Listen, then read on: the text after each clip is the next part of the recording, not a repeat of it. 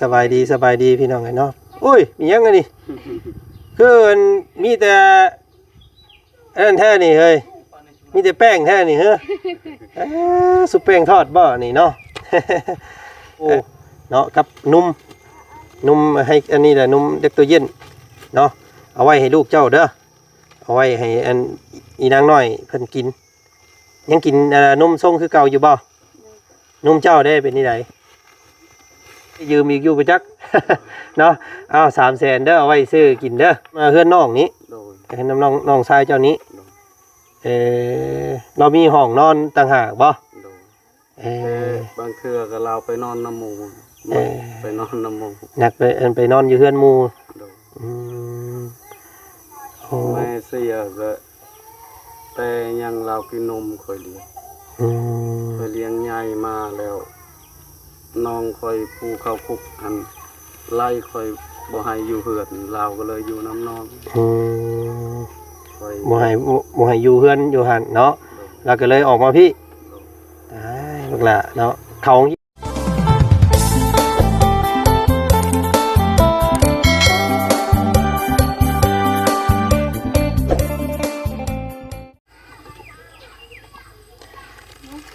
พี่น้องไงเนาะกำลังเห็นยังอยู่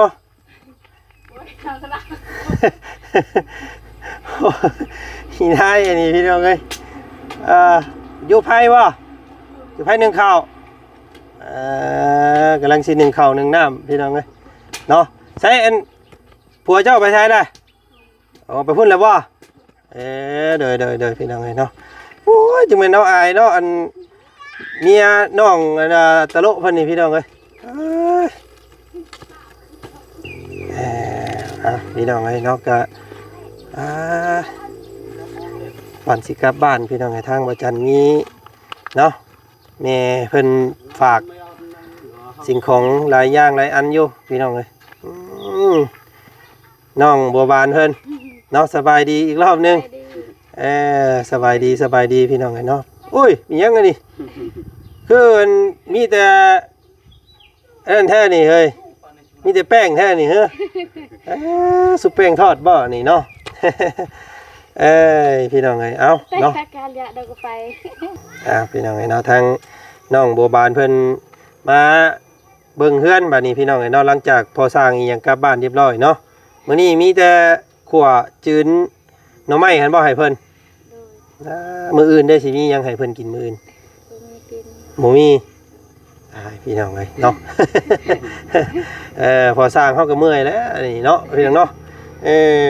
เอาก่อนสิกลับบ้านเนาะอันซื้อสิ้นหมูมาให้แม่เพิ่นว่าให้ซื้อสิ้นหมู1 โล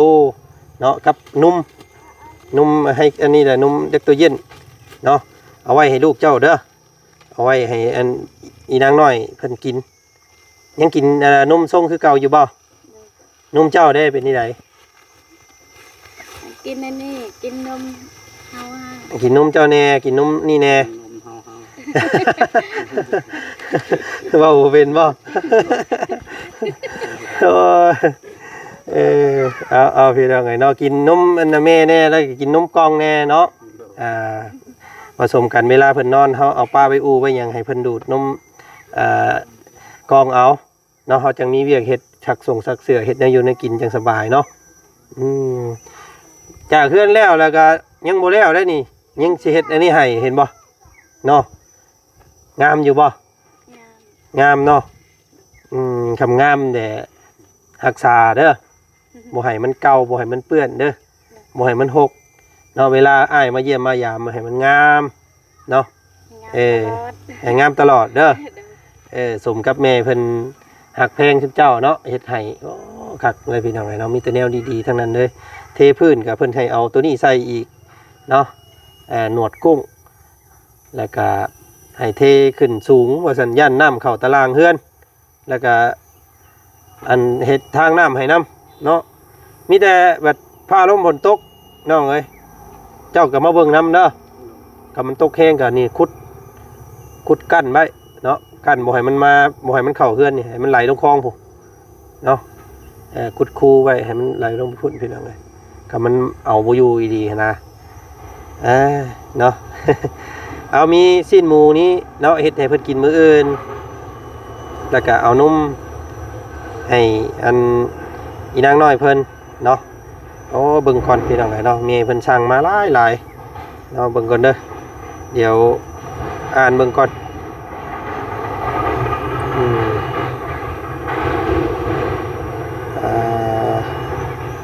นี่เนาะอันนี้เมียเพิ่นฝาก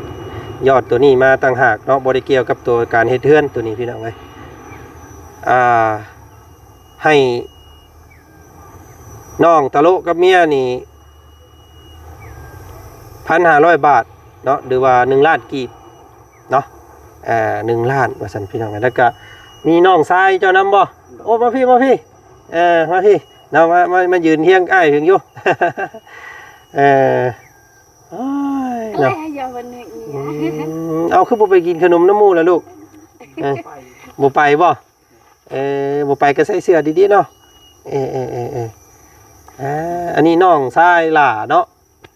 แม่นบ่มีน้องอีกบ่ มี เอ้ามีน้องน้อยอีกบ่นี่ โดย เอ้าอยู่ไสเพิ่นอยู่ไส เราเฮ็ดงานอยู่ห้องน้ำ โรงงานน้ำ ห้องงานน้ โอ้เอ้าเจ้ามี4คนบ่ซะเอ้ยน้อง ำโดยมีทั้ง5ผู้ โดย โอ้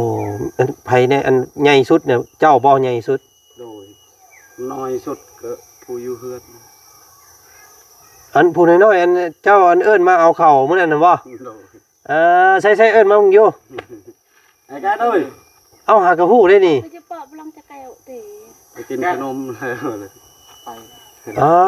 อันเจ้ามีน้องน้อยอยู่เอาข่อยคิดว่าลูกอันนี้บ่แม่นเนาะอ๋อน้องอันเราอยู่น้ำไผซะ อยู่น้ำน้อง อยู่น้ำเจ้าบ่อ๋อเพราะว่าเห็นอยู่น้องตะโลเว้ามื้อนั้นว่ามีน้องน้อยคนหนึง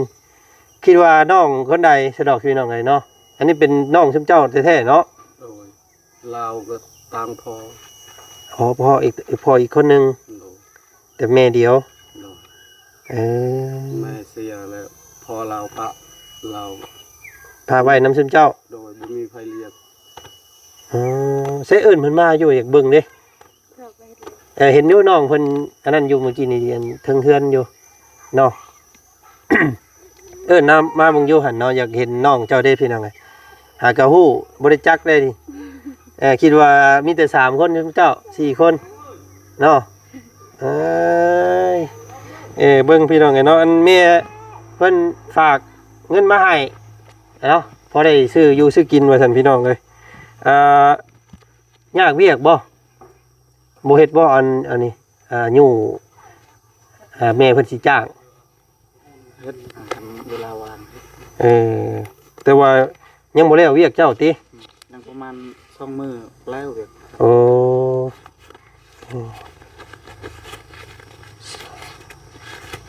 สามผู้นี้ว่าอำกล้ามาพี่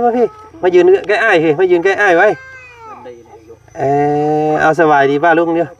สบายดีสิ ไหว อันนี้น้องแท้ๆเนาะ โดย น้องแท้ๆแต่ต่างแม่ซื่อๆโอ้เสือต่างพ่อซื่อๆเสือขาดไปแล้วทำเนาะคิดว่าเป็นลูกผู้นี้โมเมนต์พี่น้องเลยเนาะเป็นน้องชายแต่ต่างพ่อเพิ่นไปอยู่ไสเสือคู่มือนี่ เราเอาเมียมาอ อืม ยู่บ้านเราเลย โอ้เพิ่นไปเอามีใหม่แล้วติ โดย เดี๋ยวเราเอาสิเอาเงินให้น้องชายเจ้าก่อน2 3อันแม่เพิ่นฝากมาให้ค่าตะโลยืมรถมื้อนั้นว่าซั่นเนาะยืมแต่ว่ายังสิได้ยืมอีกอยู่ประจัก เนาะเอา300,000เด้อเอาไว้ซื้อกินเด้อให้ฮอดเมียนำเด้อโอ้เมียเจ้าอายเนาะเมียเจ้าเนาะ เราบ่ใช่เราบ่เป็ดคนอยู่ไกลเวียดนะ โอ้อยู่บ้านยังเราน่ะ กระตุก บ้านผู้เขาในผู้โธ่เว้าภาษาลาวบ่ได้มีแต่อันละตังอันหยังก็เพิ่น ตารางเนาะมีแต่ตารางอย่างเดียว เราบ่ใช่เวียด เอาพี่น้องไงเนาะอันเป็นแม่ผู้ที่เฮ็ดเฮือนให้อ้ายเจ้านี่แหละเนาะฝากเงินมาให้เด้อ ขอบใจเด้อ เอาพาลูกไปซื้อขนมไปยันเพิ่นอยากขนมไปลูกสาวนี่พี่น้องไงเนาะ ไปตีนะ จะแก้ว ไปซื้อเด้อไปซื้อขนมเด้ออ่าเอาเมียมาเฮือนเนาะบ้านกระตูบอยู่ในผู้พี่น้องเลยแล้วก็บ่ค่อยได้กลับบ้านแน่เนาะมันไกลเนาะคือกันกับเจ้านี่แหละเนาะอยากเมื่ออยู่ว่าเมื่อเยี่ยมบ้าน มีรถไปบ่ได้ไปจักเทื่ออยู่เฮือนเขา เอาพี่น้องไอ้เนาะก็พุ่นแหละเนาะไว้วางเวียกวางงานพุ่นแหละเนาะมีรถมีรางจังพากันเมื่อเนาะหามซื้อนี่ได้ตัวนะ เสด็จ ฮะ เสด็จ เสด็จ เสด็จ เสด็จ โดย น้องเสด็จจักปีแล้วนี่เหรอ ได้ประมาณ6 ปี เพิ่นอยู่ลักๆเลยเนี่ยเพิ่นนอนน้ำไผ นอนผู้เดียวแล้ว นอนน้ำเฮือนน้องนี้ โดย เห็นน้องชายเจ้านี้ โดย เรามีห้องนอนต่างหากบ่ โดย เออบ างเทื่อก็เราไปนอนน้ำหมู่ไปนอนน้ำหมู่ นักไปนอนอยู่เฮือนหมู่ โดย โอ้ แม่เสียก็แต่ยังเรากินนมค่อยเลี้ยงค่อยเลี้ยงใหญ่มาแล้วน้องค่อยปูเข้าคุกอันไล่ค่อยบ่ให้อยู่เฮือนเราก็เลยอยู่น้ำน้องค่อย บ่ให้อยู่เฮือนอยู่หันเนาะเราก็เลยออกมาพี่ตายลูกหล่ะเนาะเขาโรงเฮียนอยู่บ่เฮ้ยเขาบ่โรงเฮียนเขาบ่ตัวเขาอยู่โรงเฮียนอยู่บ่ บ่ บ่ได้เข้าโรงเรียนครับ โดย อ่านหนังสือก็บ่เป็นแล้วซั่นอันนี้พี่น้องเอ้ยเนาะเกิบก็บ่มีใช้ใช่มั้ยจักบ่ลูกบ่มีบ่เกิบฮะ เบิ้นกำไม่เอาบ่มี แต่ละมื้อเนาะเพิ่นกินข้าวกินหยังกับอันน้ำน้องนี้เนาะข้าวแรงง่าย แบบว่าบอนใดมีอาหารเรากินอยู่หันบ่มีใครห้ามไว้หายเราเรากินเมืองใดก็ได้ มีเพิ่นกินข้าวเพิ่นเอิ้นกินกินเนาะ โดย บักละเนาะพี่น้องเอ้ยเป็นทั้งกำพร้าแม่เนาะแม่เดียวกันกับเจ้าเนาะแต่ว่าพ่อคนละพ่อเพิ่นเอาเมียใหม่แล้วปะเพิ่นบ่ได้มาเยี่ยมบ่ บ่เรามาเยี่ยมแล้วเทื่อหนึงแต่ผู้นี้ปกว่าเจ้าบ่แม่นพ่อเคย เพราะว่าบ่ได้เลี้ยงเราแต่น้อยเนาะ โดยเราก็บ่ฮู้ ตั้งแต่เพิ่นยังบ่ได้ปะนมยังน้อยๆเพิ่นบ่เจ้าเลี้ยงมานี่ โดยแม่เสียเรายังกินนมไหม โอ้ แต่ เป็นจัง พ ได อของเราปะแม่ดนแล้ว เราก็เลยบ่เจอพอเรา เอาพี่น้องไอ้น้องอยู่น้ำอ้ายเด้อเนาะเบิ่งอยู่น้ำกันเด้อวันนี้เด้อเนาะพี่น้องเนาะโอ้บ่ละเบ้าบ่ได้ฮู้เด้นี่พี่น้องว่าเจ้ามีน้องน้อยคิดว่าน้องผู้นี้เป็นน้องหล่าเนาะน้องแบบว่าพอเดียวแม่เดียวไปมี4 คน โอ้4 คนแบบพ่อเดียวแม่เดียวเลยนะ โดย มีเจ้านี้ โดย แล้วก็น้องผู้อยู่คุกหันเนาะ โดย แล้วก็น้องผู้นี้ โดย แล้วก็ผู้ใดอีกบัด ผู้เห็นงาน ผู้เฮ็ดอยู่โรงงาน โดย ยังเป็นวัยรุ่นอยู่ โดย เนาะผู้นั้นอยู่น้ำไซส์ใช่ผู้นั้นอยู่ใช้บัดเวลาเราบริเหตุเวียก อยู่นี่ อยู่น้ำน้องผู้นี้นี้ โดยเพราะว่าคอยบ่มีเฮือนอยู่เด้ เนาะ กลัว นั่งนะ จะเราอยู่นำคอยหมดเมียน้องก็คอยแต่งให้ พี่น้องไงเนาะ น้องก็ลงมาอยู่พี่แล้วพัดคนนั้นบ่ให้คอยอยู่คือกันแล้วก็ซุมน้องก็บ่มีมองอยู่คือกัน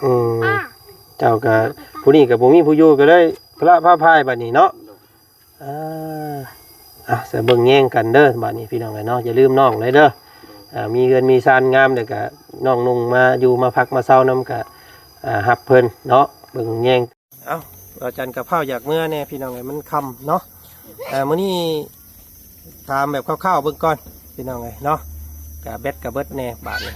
มีแต่แม่เพิ่นฝากเงินให้เจ้าเด้อกับอันกะบานเด้อน้องบ่บานเด้อ1 ล้านเด้อเอานี่ครับไว้นะเอานุ่มือเอาเนาะเก็บไว้เด้อเนาะ1 ล้านกีบพี่น้องไงไว้ซื้อในอยู่ในกินเนาะ ซื้อน้ำซื้อในซื้อของกินให้สร้างเพิ่นว่าระหว่างที่อ้ายบ่อยู่เด้อเนาะแต่ตัวนี้เป็นเงินละ500,000เพิ่นว่าให้จ้างคนมาอยู่นั่นซอยเจ้านั่นนะเนาะพังเบิ่งมืออื่นบ่สร้างว่าสิมีคนกำบ่มีก็เฮ็ดได้บาทนี่ เฮ็ดเองแล้วบ่มี คำนี้แต่อันจ้างเพิ่นเด้อให้เพิ่นเนาะเพิ่นมาอยู่มาอย่างซอยให้เพิ่น500,000เนาะแม่เพิ่นฝากมาให้เอาอันนี้เก็บไว้น้ำเจ้าตัวนี้เด้อเนาะจ้างไผก็ได้เนาะที่ว่ามีผู้มาซอยเจ้าหั่นแหละเจ้ามีหมู่มีครูกับไปเอิ้นเนาะบ่อยากให้เจ้าเฮ็ดแล้วพี่น้องเอ้ยเนาะมันเมื่อยเนาะ ให้สร้างหา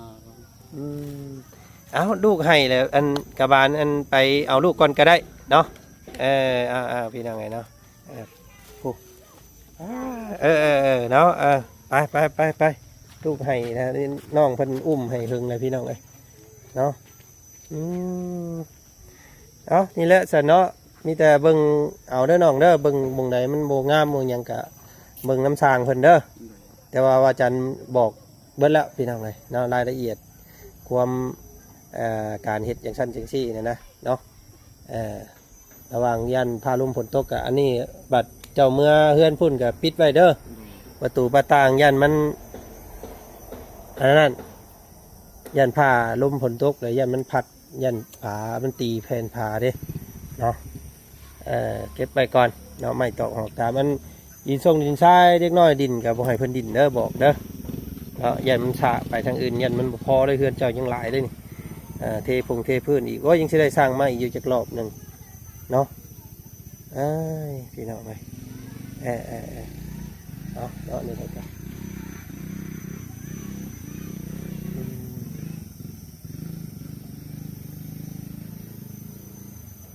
เนาะมื้อนี้ทางอ้ายขอตัวก่อนสาบานนี่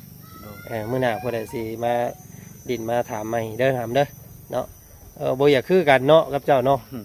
โอ้ก็คือพอลาวเพิ่นไปเอาเมียอยู่บ้านใดก่อบ้านเราบ้านยังบ้านปลายโอ้เราเอาผู้สาวอายุ14 ปีพอลาวก็เป็นสร้างที่เทือนคือกันเอาเล็กน้อยเอาผู้สาวนะสิคล้ายพ่อหมอนี่เนาะแต่ว่าอยู่น้ำเราไปไม่พอจะได้ไม่ละเลยเราบ่มีพ่อเยอะเนาะก็สิถือนับถือชุมเจ้าพี่ได้เป็นพ่อพี่น้องเลยเบิ่งแยงเราเด้อเนาะเบิ่งแยงเราพี่น้องเลยเนาะเขานำซ้ำปลาอันนี้ได้ใช่น้องเจ้านั่นแหละอันนี้ก็ได้เอาดันไอ้โตขอโตก่อนเนาะขอบมุกขอบใจขอบพระคุณแม่เพิ่นแน่เนาะเพิ่นมอบเงินให้1 ล้านมื้อนี้โดยขอขอบคุณแม่หลายๆเด้อที่มอบให้เงินให้คอยซื้อกินและแม่ก็ให้อยู่ดีไม่แห้งให้ร่ำให้รวยให้เจริญขึ้นสาธุโดยเอาพี่น้องไอ้นอกก็ใกล้แล้วแหละสำเร็จใกล้สิสำเร็จแล้วแหละเฮือนซานบ้านซองก็คาดว่ามารอบหน้านี่คือสิได้ขึ้นอยู่เฮือนเจ้าเนาะเตรียมเบิ่งพี่น้องเลยเนาะสิมีอย่างแน่ในมืองานขึ้นผู้ที่ลืมบุญคุณบ่ได้ก็คือนี่แหละเนาะผู้ที่ต่อพื้นต่อไฟแล้วก็ใส่พื้นที่เราและพี่น้องไงเนาะเพราะว่าสิเป็นแนวอยู่แนวกินอย่างเราก็เท่าพี่น้องไงเนาะเป็นแก่ดินแก่ดอนมาแล้วเหยียบดินแล้วมุนบ่ล่ะเนาะพวกแค่ก็เอาไปเฮ็ดให้เราให้มันแล้วเด้อน้องเด้อเอาก็นำให้มันคือเก่าเพิ่นนั่นแหละเอามั่งของเพิ่นเด้เนาะเราว่ายังเจ้าอยากไปก็อย่าพาไปจะเผื่อมีคนมีอย่างอีกเนาะทรายก็ยังบ่หมดเราเดี๋ยวจังให้คนมาอยู่ซอยมืออื่นเนาะคำว่ามีเด้อให้พอสร้างเพิ่นบอกเพิ่มเติมอีกพี่น้องเลยเนาะเอาโอเคสันขอโตกันยันสิคำเนาะสบายดีเนาะเอาคอยเฮ็ดไปเด้อน้องเด้อคอยส่วนคอยปรับเขาให้มันได้รับมันความงามของเฮือนพี่น้องเลยเนาะไปสักวันนี้ทางอาจารย์ขอเดินทางก่อนพี่น้องพบต่อกันอีกคลิปหน้า พุ่นแหละอยู่บ้านบาดนี้พี่น้องเอ้ยเนาะเมื่อ2 มื้อ3 มื้อขึ้นมาเด้อเนาะอดใจรอสักครู่พี่น้องเอ้ยเนาะก็ขอบพระคุณหลายๆสำหรับเกียรติติดตามเบิ่งชมในอาทิตย์นี้เนาะตลอด5 มื้อที่ขึ้นมาล้นลามพี่น้องเอ้ยเนาะก็พ่อแม่พี่น้องให้ความสนใจแล้วก็ติดตามเบิ่งชมคลิปอาจารย์เนาะกดไลค์กดแชร์คอมเมนต์ตีเตือนกันได้พี่น้องเนาะเด็กความคิดความเห็นกันได้เด้อไปแล้วมื้อนี้พี่น้องเอ้ยสบายดีเด้อ